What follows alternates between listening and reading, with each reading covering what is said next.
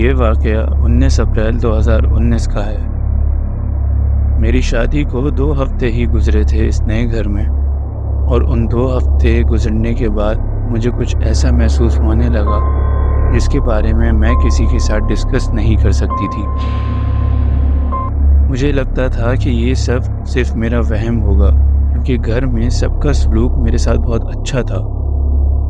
मुझे अक्सर अपने कमरे से कुछ उड़ती हुई चीज़ें, कुछ काला सा धुआं, जैसे काले लिबास में कोई उड़ता हुआ शख्स हो, ये सब नज़र आता था।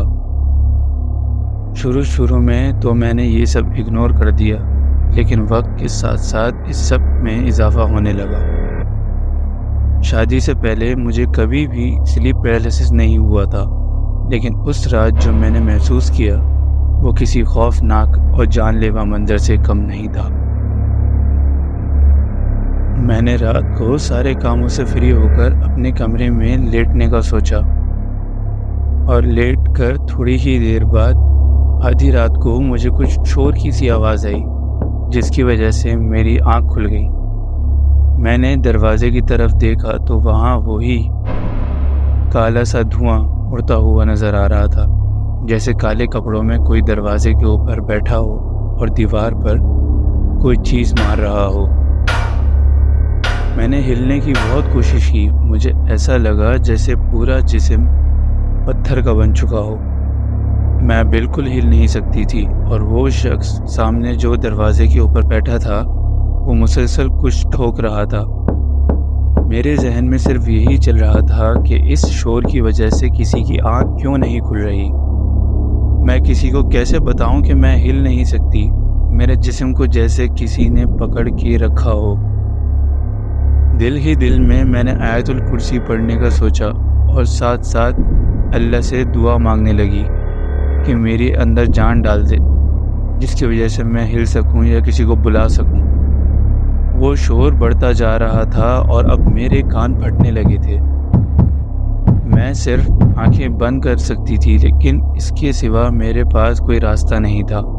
मैंने आंखें बंद की और दुआएं पढ़ना शुरू कर दी, और थोड़ी ही देर बाद मेरे जिस्म में जान सी आ गई। अब मैं हिल सकती थी। मैंने आंखें खोली तो वहाँ मेरे सामने कुछ नहीं था, ना वो काला अंधेरा, ना उस काले लिबास में दरवाजे पर बैठा हुआ वो शख्स, और ना ही किसी किस्म का कोई शोर। मैंने फ़ौरन अपने हस्बैंड को उठाया और ये सारा किस्सा सुनाया, और फिर इस बात का जिक्र हमने घर में भी सबके साथ किया।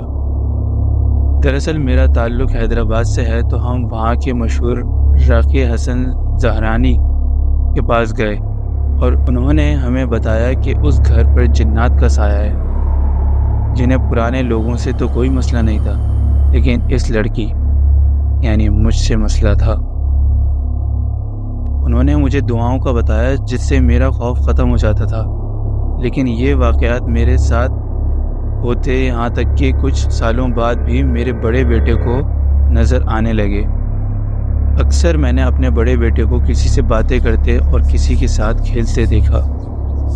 वो उसको अमीन भैया कहकर पुकारता था और उसके साथ बातें करता और खेलता था।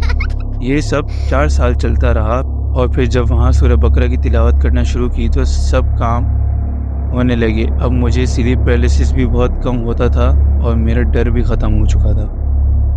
अभी भी जब मुझे अपना जिस्म फ्री महसूस होता है तो मैं चारों कुल और आयतुल कुर्सी पढ़कर अपने इर्द गिर्द दम कर देती हूँ, और सब कुछ नॉर्मल हो जाता है। ये कहानी हैदराबाद बोरा बंदर की एक लड़की की है, जिसने अपनी आइडेंटिटी शो करने से मना किया है, और मुझे उम्मीद है कि आपको ये कहानी बहुत पसंद आई होगी। शुक्रिया।